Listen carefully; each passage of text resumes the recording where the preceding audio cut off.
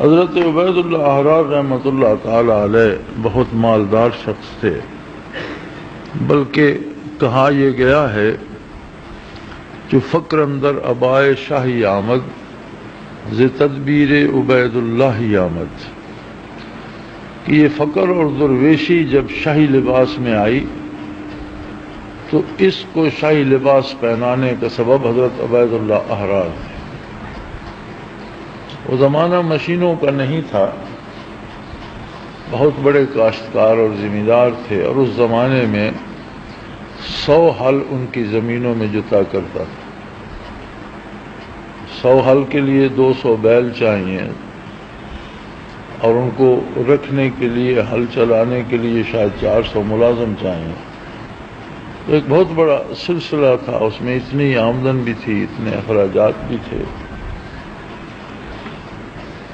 اور پھر آپ کی رہائش بود و باش امیرانہ تھی، اچھا کپڑا پہنتے تھے، اچھی طرح رہتے تھے۔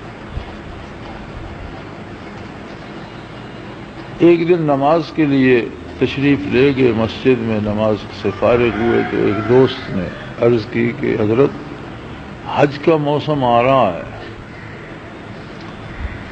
تو اگر مناسب خیال فرمائے تو اس دفعہ حج پہ جانا چاہیے۔ آپ نے فرمایا بہت اچھی بات ہے، لیکن تم نے بڑی دیر سے بات کی، چونکہ زمانہ پیدل یا گھوڑے کا تھا، تو اب تو کوئی وقت نہیں رہا، لہذا چلو چلتے ہیں۔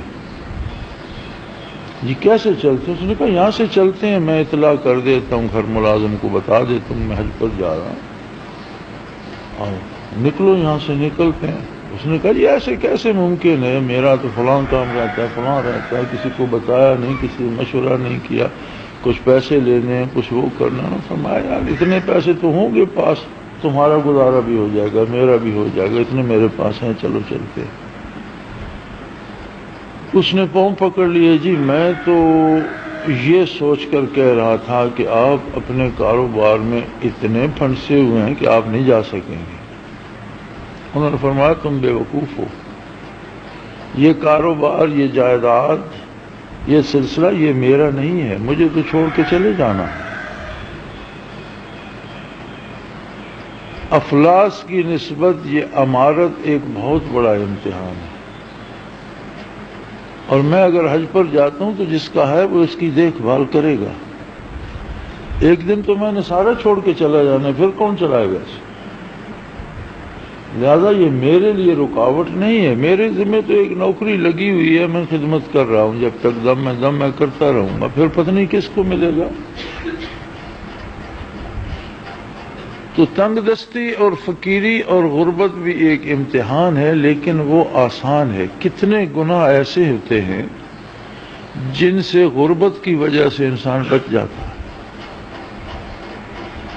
لاکھوں برائیاں ایسی ہیں کہ جیب میں پیسہ نہ ہو تو بندہ وہ برائیاں نہیں کر سکتا۔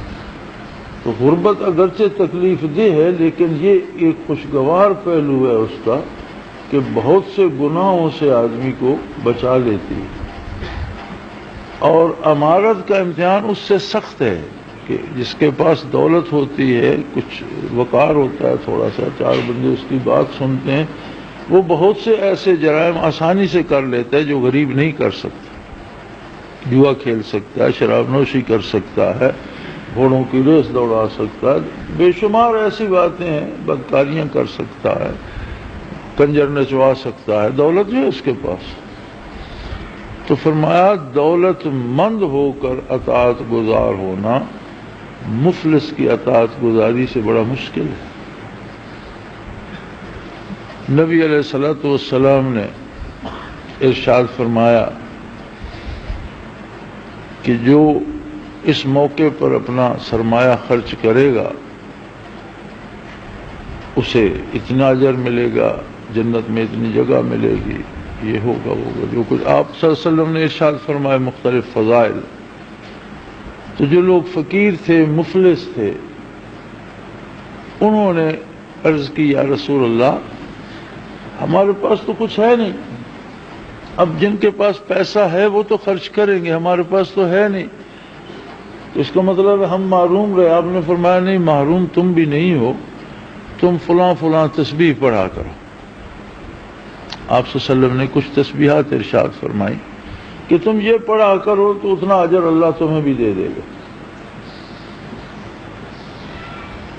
پھر حاضر ہوئے دوسرے دن، یا رسول اللہ جو آپ نے تسبیحات ارشاد فرمائی وہ تو دولت مندوں نے بھی پڑھنی شروع کر دی، وہ تسبیح بھی پڑھتے ہیں، پیسہ بھی خرچ کرتے ہیں، تو ہم تو پھر پیچھے رہ گئے. فرمایا پھر یہ تو اللہ کی تقسیم ہے، اس پہ تم کیا کر سکتے؟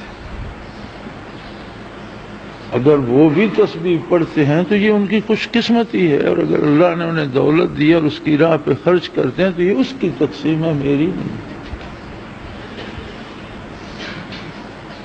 پھر اس میں تو تم ان سے ضد نہیں کر سکتے، اس کی اپنی مرضی، اس نے انہیں دی تھی آزمائش کے لیے اور انہیں توفیق دے دی اطاعت کی.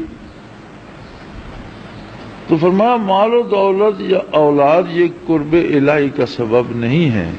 قرب الہی کا سبب یہ ہے الا من آمن وعمل صالحا، جس کا یقین غیر متزلزل ہو، ایمان پختہ ہو اللہ پر، اللہ کے حبیب پر، ضروریات دین پر، اللہ کی کتاب اور آخرت پر، اتنا پختہ ایمان ہو کہ اسے عمل صالح کی توفیق ہو جائے. وعمل صالحا،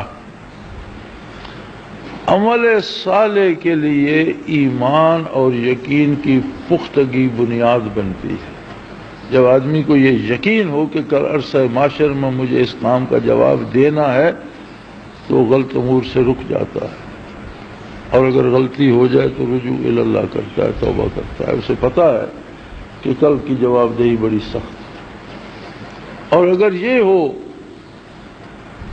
جیسے ایک پنجابی میں ہمارے اس علاقے میں ایک محاورہ مشہور ہے کہ جی کس نے دیکھا ہے کیا ہوگا، وہاں جائیں گے تو پتہ چلے گا. اب اس کے ساتھ آدمی کلمہ بھی پڑھتا رہے تو وہ کافر ہے. جو بات محمد الرسول اللہ صلی اللہ علیہ وسلم نے بیان فرمائی، میں اور آپ آنکھوں سے دیکھ کر آتے تو ہمیں غلطی لگ سکتی تھی، اور ہو سکتا ہے جو کچھ دیکھ کر ہم بتائیں وہ غلط ہو، لیکن جو آپ صلی اللہ علیہ وسلم نے بتایا وہ حق ہے. ہم اپنا روزمرہ کا مشاہدہ ہے ہمارا، ہم دور سے دیکھتے ہیں تو کہتے ہیں یار وہاں کوئی پتہ نہیں کیا جانور کھڑا ہے، قریب جاتے ہیں تو وہ جھاڑی ہوتی ہے. کسی آدمی کو دیکھ کر غلطی لگ جاتی ہے کہ یہ فلاں آدمی جا رہا ہے، لیکن قریب پہنچتے ہیں تو وہ کوئی اور ہوتا ہے. ہم دیکھ کر بھی آئیں تو ہو سکتا ہے کہ جو ہم بیان کر رہے ہیں وہ حقیقت کے مطابق نہ ہو، دیکھ کر بھی ہم غلط کہہ سکتے ہیں، ہمیں غلطی لگ سکتی ہے، لیکن جو رسول اللہ صلی اللہ علیہ وسلم نے فرما دیا وہ حق ہے، اس میں کوئی غلطی کا امکان نہیں.